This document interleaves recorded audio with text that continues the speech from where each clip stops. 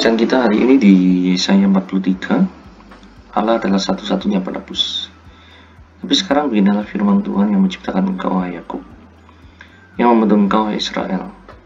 Janganlah takut, sebab aku telah menebus engkau. Aku telah memanggil engkau dengan namamu. Engkau ini kepunyaanku. Apabila engkau menyeberang melalui air, aku menyertai engkau. Atau melalui sungai-sungai, engkau tidak akan dihanyutkan. Apabila engkau berjalan melalui api, engkau tidak akan dihanguskan, dan nyala api tidak akan membakar engkau. Sebab akulah Tuhan Allahmu yang Maha Kudus, Allah Israel, juru selamatmu. Aku menebus engkau dengan Mesir dan memberikan Ethiopia dan Sheba sebagai gantimu. Oleh karena engkau berharga di mataku dan mulia, aku ini mengasihi engkau. Maka aku memberikan manusia sebagai gantimu dan bangsa-bangsa sebagai ganti nyawamu. Janganlah takut, sebab aku menyertai engkau. Aku akan mendatangkan anak cucumu dari timur, dan aku akan mengimbun engkau dari barat.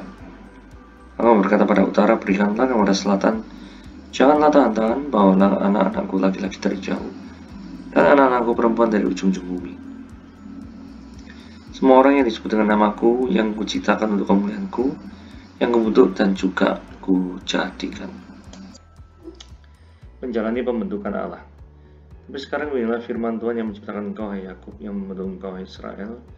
Janganlah takut, sebab aku telah menebus engkau, aku telah memanggil engkau dengan namamu. Engkau ini kepunyaanku, di Yesaya 43 ayat 1. Pernahkah kita melihat proses pembentukan kerajinan yang terbuat dari tanah liat? Sungguh rumit, mungkin bisa dibilang melelahkan. Seandainya tanah liat dapat berbicara, namun ketika kerajinan yang dibuat sudah jadi, orang akan mendapat manfaat dari hasil pembentukan yang telah dijalani oleh tanah liat, seperti keinginan dari si pembuatnya. Firman hari ini menyebut kata Yakub dan Israel, dua nama yang berbeda, tetapi merujuk pada orang yang sama. Allah telah menciptakan Yakub, membentuk hidupnya sedemikian rupa, sehingga namanya disebut Israel. Usai Yakub menang atas pergulatan di tepi sungai Yabok. Proses pembentukan yang tidak mudah karena Yakub harus melarikan diri dari rumahnya, menghindari Esau yang sempat berniat membunuhnya, bahkan sempat ditipu berkali-kali oleh Laban, mamanya sendiri. Tapi akhirnya pembentukan Allah terjadi atas hidupnya. Ini berawal dari pergulatan di tepi sungai Yabok. Kejadian 32 ayat 22-32. Nama Israel bahkan masih eksis hingga saat ini dan menjadi nama sebuah negara. Pembentukan memang tidak menyenangkan, terlebih kita juga tidak tahu berapa lama waktunya menurut perhitungan dan cara pandang Allah. Namun ketika proses pembentukan itu selesai, kita dapat pastikan bahwa hasilnya pasti baik.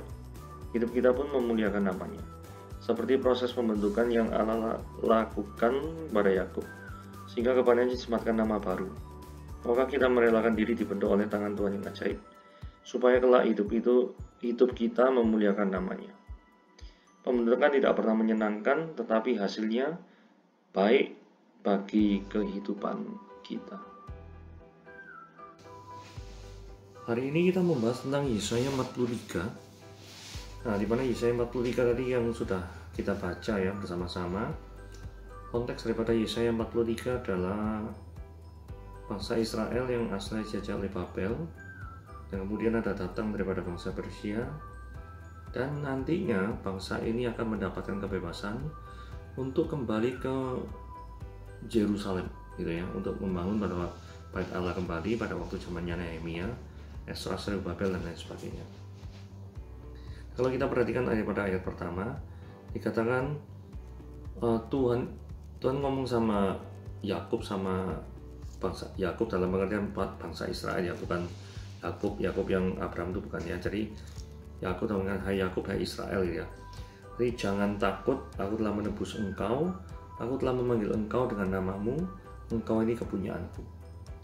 Jadi artinya sekalipun Tuhan itu menempatkan daripada bangsa Israel dalam masa-masa pembuangan seperti itu, tapi di sini dikatakan bahwa Tuhan itu ingat kita dan Dia tidak akan pernah membuang. Nah, poin positif yang harus kita ambil adalah seberapa parahnya kehidupan kita sekarang, yakinlah bahwa Tuhan ada selalu bersama dengan kita.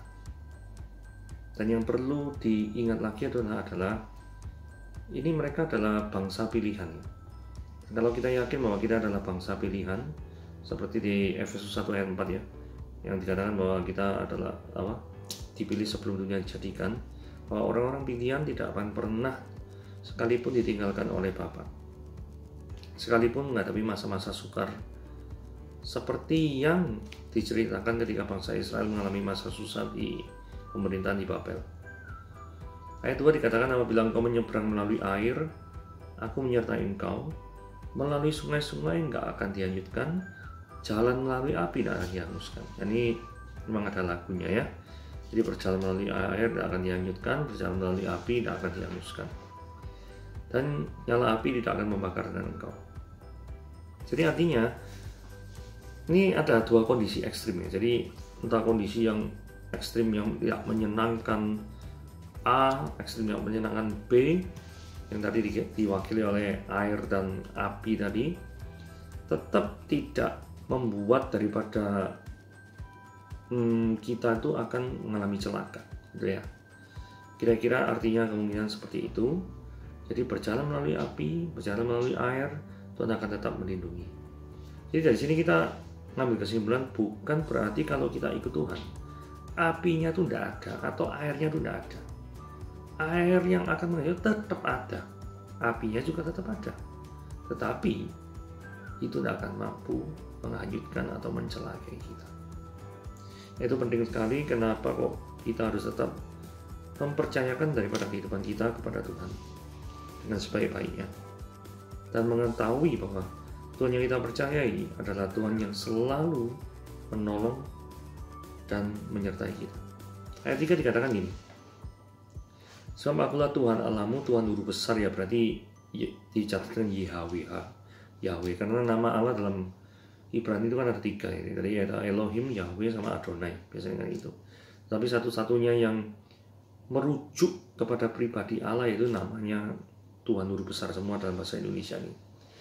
Jadi akulah Tuhan Allahmu berarti Yahweh Elohim, gitu ya. Yang Maha Kudus, Allah Israel, dikatakan juru selamatmu.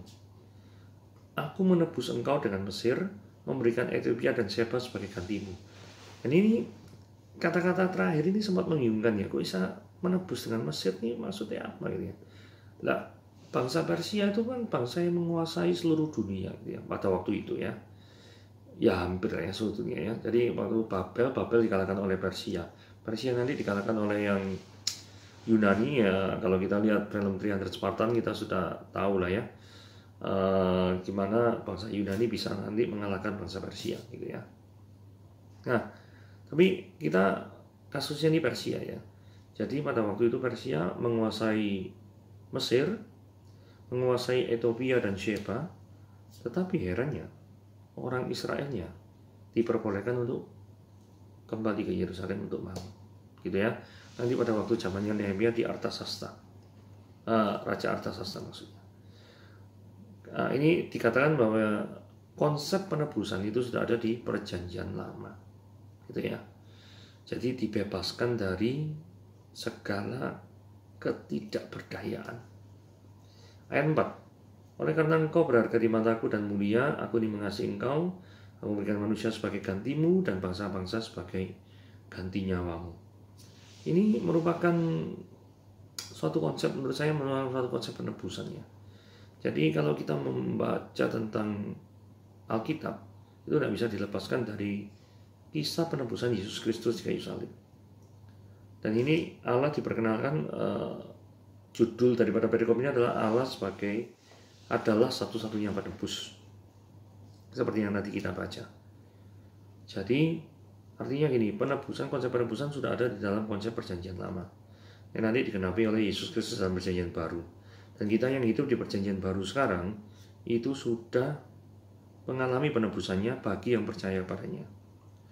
Jadi maksud daripada ini, renungan pada ini mengingatkan kita bahwa kita sebagai orang yang sudah ditebus itu melakukan apa di hadapan Tuhan, atau setidaknya apakah kita pernah bersyukur, karena Tuhan tidak wajib untuk menebus kita, tapi nyatanya toh Dia pun tetap menebus.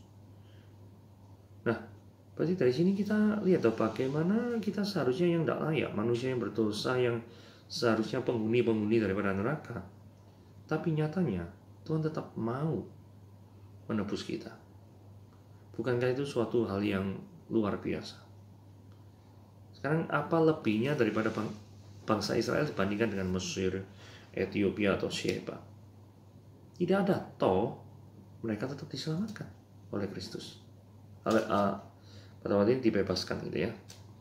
Nah, kemudian ayat kelima ya, hari ini pendek ya, ada cuma 7 ayat. Janganlah takut, sebab aku ini menyertai engkau. Aku mendatangkan anak cucumu dari timur, mengirim engkau dari barat. Nah, ini artinya gini ya. Kan ini ceritanya mengumpulkan dari timur barat apa. Jadi pada waktu pembuangan itu pasti terserak-serak. Nah, terus kemudian ada masanya itu mereka dituntun oleh Nehemia kembali ke Yerusalem lagi. Jadi memang the promised land, tanah perjanjian itu memang tidak bisa dilepaskan dari kehidupan orang Israel. Tetap maksudnya tuh mereka akan tetap kembali ke sana. Jadi ininya dari cerita ini kita lihat ya, ketika Tuhan sudah menjanjikan sesuatu, dia tidak akan pernah mengingkari. Dia pasti akan menepati janji itu. Jadi kita sebagai orang yang percaya harus percaya janji Tuhan. Janji Tuhan yang luar biasa dalam setiap kehidupan kita. Janji di mana dia pasti, misalkan ya 1 Korintus 10 ayat 13, percobaan-percobaan yang kamu alami adalah percobaan-percobaan biasa yang tidak melebihi kekuatan manusia. Pada waktu kamu mengalaminya, maka Tuhan akan memberikan jalan keluar. Dan ini tertulis di dalam Alkitab. Dan ini adalah janji Tuhan. Nah, sebagai akibatnya, konsekuensi logisnya, kalau Tuhan berjanji, berarti dia pasti menepati janji itu.